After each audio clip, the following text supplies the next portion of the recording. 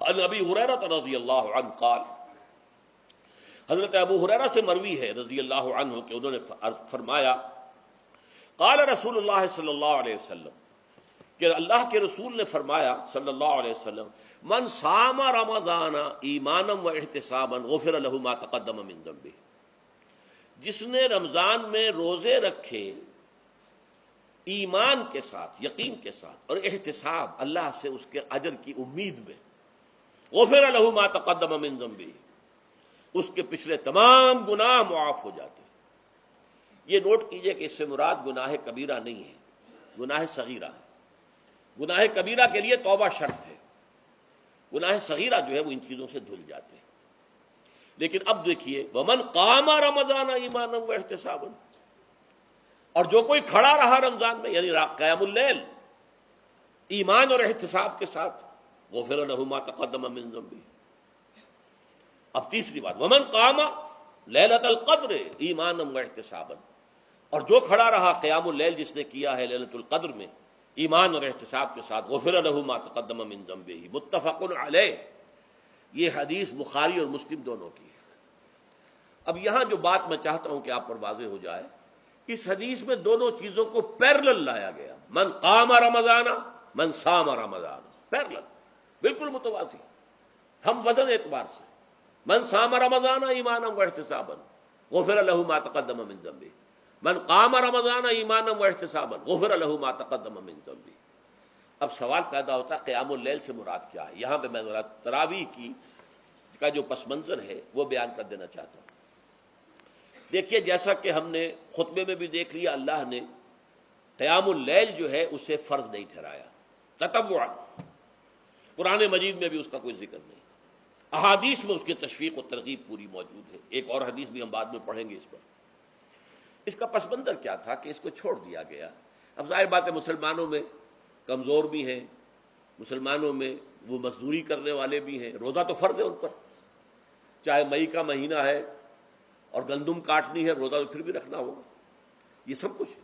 لیکن یہ کہ رات کو پھر کھڑے رہنا ان کے لیے، جاگنا ممکن نہیں، لہذا ان کے اوپر یہ چیز فرض نہیں۔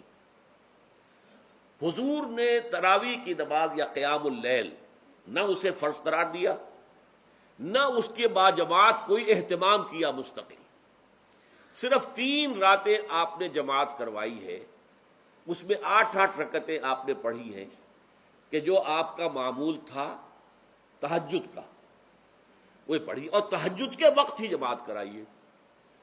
یہ ہے وہ حدیث۔ اس کے علاوہ کسی نماز تراویح جو ہے جو ہم پڑھتے ہیں 20 رکعتیں عشاء کے ساتھ متصل، اس کا کوئی ذکر نہ دور نبوی میں ہے نہ دور صدیق اکبر میں ہے۔ یہ دور حضرت عمر کی خلافت میں ہوا ہے، اور ہم نہیں کہہ سکتے کتنے سال کے بعد ہوا ہے۔ حضرت عمر رضی اللہ تعالیٰ عنہ کی خلافت کا دور جو ہے وہ تو 10 برس ہے، ہو سکتا ہے 5 برس کے بعد ہوا ہو، 6 برس کے بعد ہوا ہو، 12 ہوا ہے ان کے عہد میں۔ حضرت عمر ایک مرتبہ مسجد میں داخل ہوئے، مسجد نبوی میں، تو دیکھا کہ کچھ لوگ 8، 10، 12 جو ہیں وہ ایک جو ہے حافظ کے پیچھے کھڑے ہوئے اور قرآن سن رہے ہیں، کچھ دوسرے کونے میں کھڑے ہیں، کچھ کہیں اور کھڑے ہیں، مختلف جماعتیں ہو رہی ہیں۔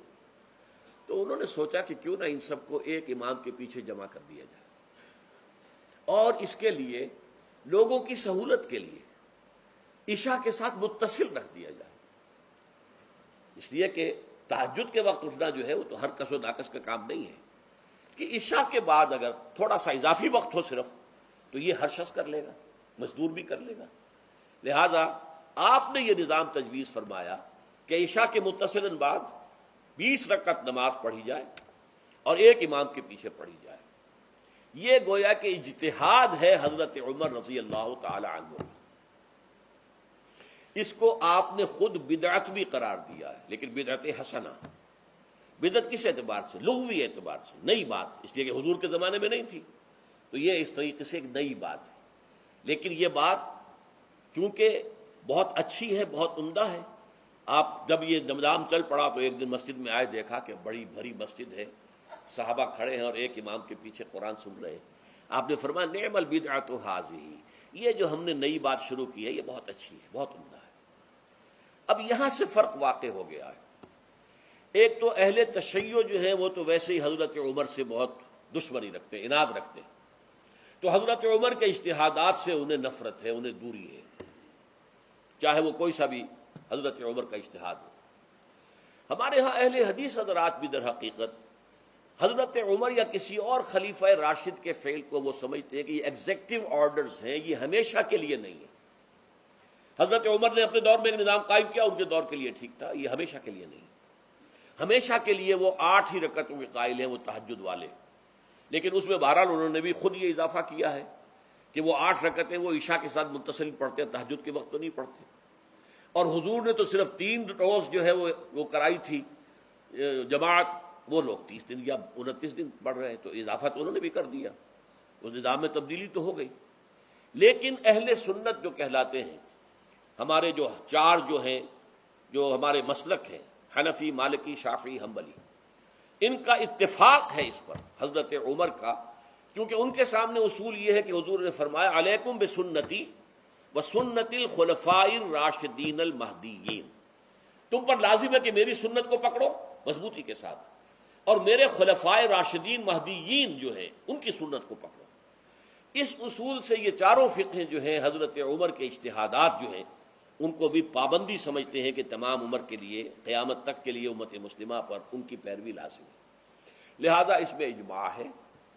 اور یہاں تک کہ یہ سب سے آخری جو اس میں مسلک پیدا ہوا ہے زمانی اعتبار سے، سب سے پہلے مسلک جو ہے حنفی پیدا ہوا ہے، پھر مالکی پیدا ہوا ہے، پھر شافعی پیدا ہوا ہے، اور پھر حنبلی آخری ہے۔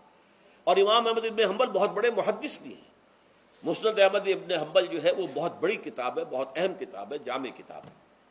تو ان کے ہاں بھی 20 رکعتیں ہیں، چنانچہ حرمین شریفین میں، سعودی عرب میں، مکے اور مدینہ منورہ میں جو نماز تراویح ہوتی ہے اس کی 20 رکعتیں ہیں، لیکن اہل حدیث حضرات جو ہیں وہ اس 8 کے اوپر اکتفا کرتے ہیں۔ بہرحال یہ ایک اختلاف